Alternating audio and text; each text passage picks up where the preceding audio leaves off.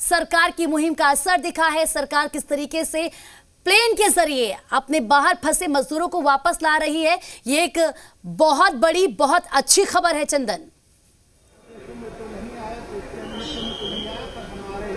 देखिए बिल्कुल, हम इस वक्त रांची एयरपोर्ट पे हैं और दो मंत्री राज्य सरकार, हेमंत सरकार के रांची एयरपोर्ट पहुंचे और लगभग 60 मजदूर लेह से पहुंचे हैं, विशेष विमान से एक तरह से कहें, और उनको रिसीव करने पहुंचे थे। सामने आपको बस दिखेगी, उसमें सभी 60 मजदूरों को बारी बारी से बिठाया जा चुका है और यहाँ दो मंत्री भी मौजूद है। बताइए कितनी खुशी की बात है कि आप लोग श्रमिकों को जो दूर इलाके में फंसे हुए थे उन्हें फ्लाइट से मंगवा रहे हैं।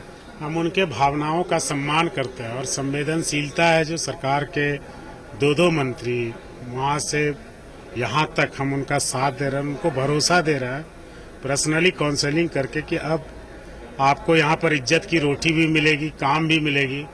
उनके साथ कुछ ज्यादतियाँ भी हुई है, उसके लिए जिला प्रशासन को खबर कर दिया है कि जिस ठेकेदार ने, जिस बिचौलिए ने, जिस एजेंसी ने इनको ले जाकर वहाँ ठगने का काम किया उस पर कार्रवाई करें। देखिए ठगा गया, ये बड़ा जी बहुत ठगा गया। हम आपको दिखाते हैं कि बस में लेकर चलते हैं, सभी मजदूर जो हैं वो उसी बस से ले जाए जा रहे हैं, इन्हें दुमका ले जाया जाएगा।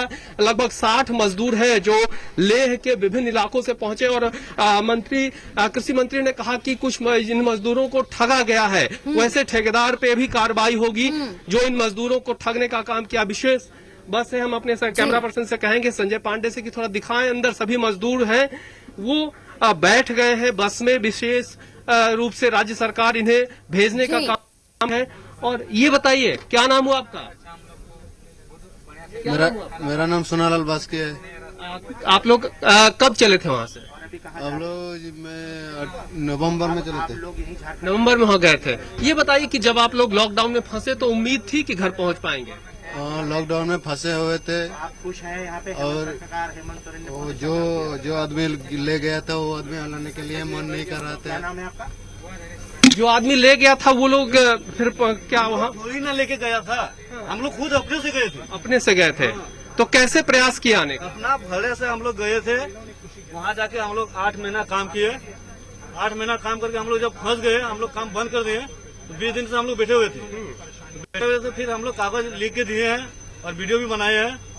उसके बाद लिख के दिए, उसके बाद हम लोग किसी तरह से अभी आ रहे हैं घर। देखिए तो सभी ये मजदूर, इनको खाना भी दिया गया है। इसमें कुछ ऐसे मजदूर हैं जो ट्रैक्टर के साथ गए थे, उनके थ्रू गए थे और वो उनकी नाराजगी है कि उन्हीं के बारे में कृषि मंत्री बता रहे थे कि वैसे जो मजदूर थे जिन्हें ठगने का काम किया गया उनके ऊपर कार्रवाई होगी। आप देख रहे हैं कि यहाँ पे मंत्री मिथिलेश ठाकुर भी पहुंचे हैं जो विशेष रूप से रिसीव करने। सर सभी मजदूर बैठ गए हैं? सभी मजदूर निश्चित रूप से बैठेंगे क्योंकि इनके लिए ऐसी व्यवस्था की गई है कि इन्हें कोई परेशानी ना हो। जिस तरह से इन्हें लेह से लाया गया यहाँ हवाई जहाज से सुरक्षित उतार कर और इनके लिए खाने पीने की व्यवस्था की गई, इनको सुरक्षा किट भी उपलब्ध कराया गया और उसी तरह से सुरक्षित इन्हें अपने अपने गांव, अपने अपने पंचायतों में पहुंचाने का काम किया जाएगा। तो इसे कहा जाए कि झारखंड सरकार ने सबसे पहले जिस तरह से मजदूरों को जो दूर फंसे हुए थे उन्हें एयरलिफ्ट के जरिए लाने का काम किया, ये एक मिसाल हो जाएगा। देखिए इसका तो शुरू में जब हमारे माननीय मुख्यमंत्री ने कहा था, जब ये घोषणा की थी तो इसका तो मखौल उड़ाया गया था, लेकिन इसको हमारे माननीय मुख्यमंत्री ने चरितार्थ करके दिखाया।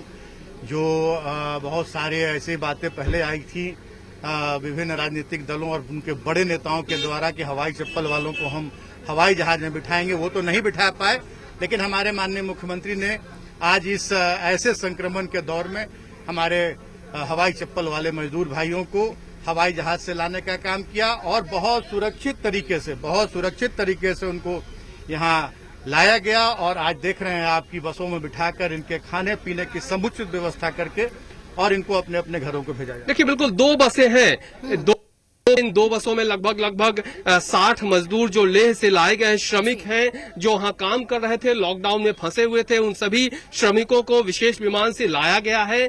ये दूसरी बस है जिसमें भी सभी श्रमिक बैठे हुए हैं और सभी संथाल के हैं। इन्हें अब भेजा जाएगा, कुछ देर में ये बस जो है रवाना हो जाएगी संथाल के लिए। और ये खुशी क्योंकि एयरपोर्ट पर ये पहुंचे, वहां से इनको बसों के जरिए भेजा जा रहा है, तो क्या इनको क्वारंटीन सेंटर में भेजा जाएगा, वहां क्वारंटीन किया जाएगा या ये सीधे अपने गृह जिले जाएंगे? क्या व्यवस्था, किस तरीके से आगे जो स्टेप्स है वो लिए जाएंगे? देखिए बिल्कुल यहाँ से उन्हें फिर संबंधित जिले में, जी बिल्कुल संबंधित जिले में वहां फिर स्क्रीनिंग होगी सभी मजदूरों की, इन्हें क्वारंटाइन सेंटर में भेजा जाएगा और वो जो प्रॉपर गाइडलाइन है उसका पालन करवाया जाएगा। और उसके बाद जैसे एयरलिफ्ट करा के लाया गया, सभी जितने भी श्रमिक हैं आप देखेंगे कि फेस शील्ड से लेके मास्क, सभी जो सुरक्षा के जो मानक है उनका ख्याल रखा गया और इन सभी श्रमिकों को जहां संथाल परगना में संबंधित जिले में भेजा जाएगा और फिर इनको उनके जो मानक है क्वारंटाइन सेंटर में रखा जाएगा। उससे पहले स्क्रीनिंग की जाएगी और जो प्रॉपर गाइडलाइन है उसका पालन किया जाएगा और फिर सभी मजदूर अपने अपने घर जाएंगे। और कुछ तो ऐसे भी मजदूर हैं, ये बताइए कि अब फिर आप लोग जाएंगे काम करने? नहीं जाएंगे सर, नहीं जाइएगा, क्यों? नहीं जाएंगे यार, उतना धक्का दिया और उसने जाएंगे। क्या क्या परेशानी झेलनी पड़ी है बताइए तो। खाना पाना कुछ नहीं, उधर नहीं मिलता। अच्छा, लॉकडाउन में अब अपने राज्य में ही रहिएगा?